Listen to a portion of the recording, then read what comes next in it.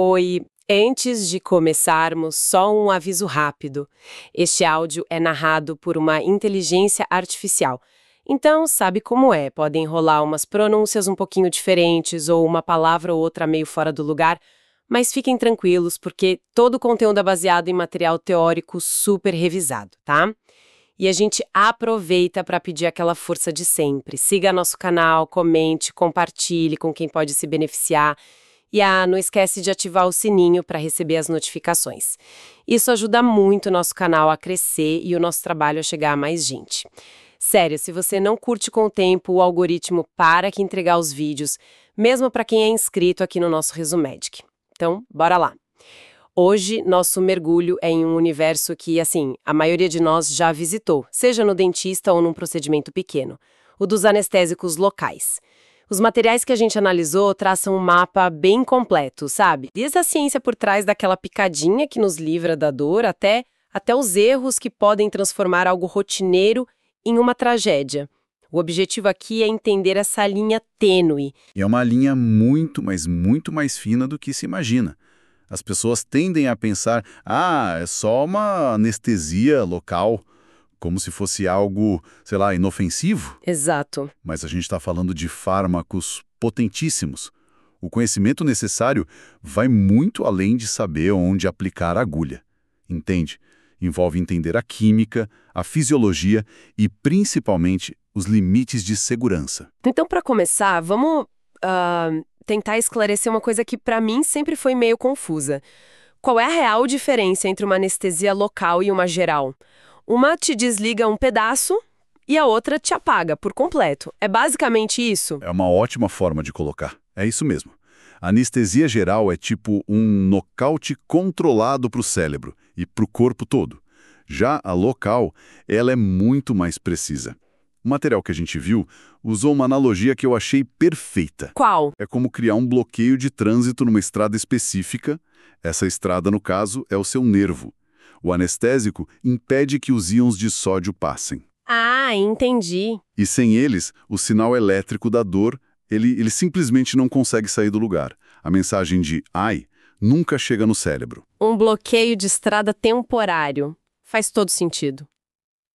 E lendo o material, eu vi que esses agentes de trânsito, digamos assim, se dividem em duas famílias principais, né? Os do tipo éster, como a procaína, que são mais antigos. Isso. E os do tipo amida, como a famosa lidocaína, que, assim, dominam o cenário hoje. Por que essa mudança de guarda? Segurança. Basicamente, segurança. A família das amidas, que é metabolizada no fígado, tem uma chance muito, mas muito menor de causar reações alérgicas ou efeitos colaterais graves. Entendi. Isso fez delas o padrão ouro. Mas isso também traz um ponto de atenção crucial, sabe? Se o paciente tem algum problema hepático, o fígado não consegue limpar o anestésico do corpo na velocidade certa. E aí ele se acumula. Exatamente. A substância se acumula e o risco de toxicidade dispara. Sabe, o que realmente me surpreendeu na leitura foi perceber que procedimentos enormes que a gente nem associa com o termo local, na verdade se encaixam nessa categoria. Sim. A anestesia para um parto, por exemplo, a raquidiana ou a peridural, tecnicamente são anestesias locais. A paciente está acordada, afinal. Exatamente. E é essa técnica que possibilita cirurgias que duram horas e horas. Nos artigos, eles detalham o caso de uma lipectomia, uma cirurgia plástica gigante, sabe? Sei. Na raquianestesia sozinha, dura umas 2, talvez 3 horas no máximo. Não seria o suficiente. Então, o que se faz? Passa-se um catéter minúsculo no espaço peridural e, por ele, o anestésico é administrado de forma contínua. Ah, claro. A cirurgia pode durar 6, 7 horas, com a dor totalmente sob controle. Falando em bloqueios maiores, um termo que me chamou a atenção no material foi bloqueio incompleto, que é usado em cirurgias de braço, por exemplo. Isso soa como se algo tivesse dado errado, né? É uma ótima observação. Não é que deu errado, é que a anatomia dos nossos nervos, ela parece um emaranhado de fios elétricos. Às vezes você desliga o disjuntor principal, mas uma luz teimosa em algum cômodo continua acesa porque está ligada ao circuito. Entendi a analogia. Em uma cirurgia de fratura de rádio, por exemplo, O cirurgião pode tocar em um músculo e, de repente, o paciente sente uma dor aguda. Porque o fio daquele músculo específico não foi desligado pelo bloqueio principal. E aí, o que se faz? Começa tudo de novo. Felizmente não. O que se faz é um reforço. Uma pequena aplicação de anestésico num ponto estratégico, tipo no cotovelo, para apagar aquele nervo que ficou de fora. É um ajuste fino, sabe? Feito em tempo real. Essa ideia de ajuste fino me leva a um dos exemplos mais fortes do material, que foi a história de como não fazer uma sutura em uma criança. Ah, sim. A descrição do médico interno dando múltiplas picadas ao redor do corte, a criança gritando mais de dor com as agulhas do que com o machucado original, é de embrulhar o estômago. É o retrato do despreparo. A técnica correta é quase uma arte, sabe? É muito mais elegante e menos traumática. Você faz uma única punção de cada lado da ferida. Só uma? Uma de cada lado. Insere a agulha e, enquanto a retira bem devagar, vai infiltrando o anestésico. Assim, o líquido se espalha por toda a área com o mínimo de dor possível. Mas o detalhe mais crucial, e que a pressa do pronto-socorro muitas vezes atropela, é o tempo. A paciência. A paciência. É preciso esperar de 3 a 5 minutos para o anestésico realmente pegar. Pular essa etapa anula todo o propósito, entende? Você acaba suturando um tecido que ainda sente dor. É uma tortura desnecessária. Nossa, a questão do tempo já mostra como um detalhe que parece pequeno muda tudo. Mas quando a gente entra nos grandes riscos que o material aponta, a coisa fica bem sombria. Fica, sim. E o que os artigos deixam claro é que, às vezes, a diferença entre um procedimento seguro e um desastre fatal se resume a uma única palavra. E qual seria? Diluição. Diluição?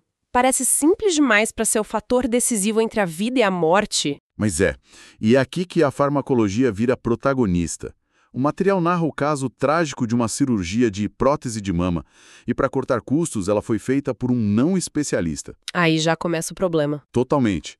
Uma área como a mama é gordurosa, cheia de vasos sanguíneos. Um anestesiologista experiente sabe que não pode injetar lidocaína por ali. Ele dilui o anestésico com um soro fisiológico, diminuindo a concentração. Claro, faz sentido. Nesse caso, o profissional injetou 20 ml de lidocaína 2%, pura, em cada mama. 20? 20. A absorção pela corrente sanguínea foi maciça, instantânea. O resultado, toxicidade sistêmica, convulsão e parada cardíaca. Uma vida perdida por uma lacuna no conhecimento. É assustador. Uma falha de conhecimento com a consequência máxima. E o material aponta outro erro gravíssimo envolvendo o uso de adrenalina junto com anestésico, certo? Sim, a adrenalina, ou epinefrina, é uma ferramenta fantástica. Ela causa vasoconstrição, ou seja, fecha os pequenos vasos sanguíneos no local da aplicação. E isso faz o efeito durar mais. Exato.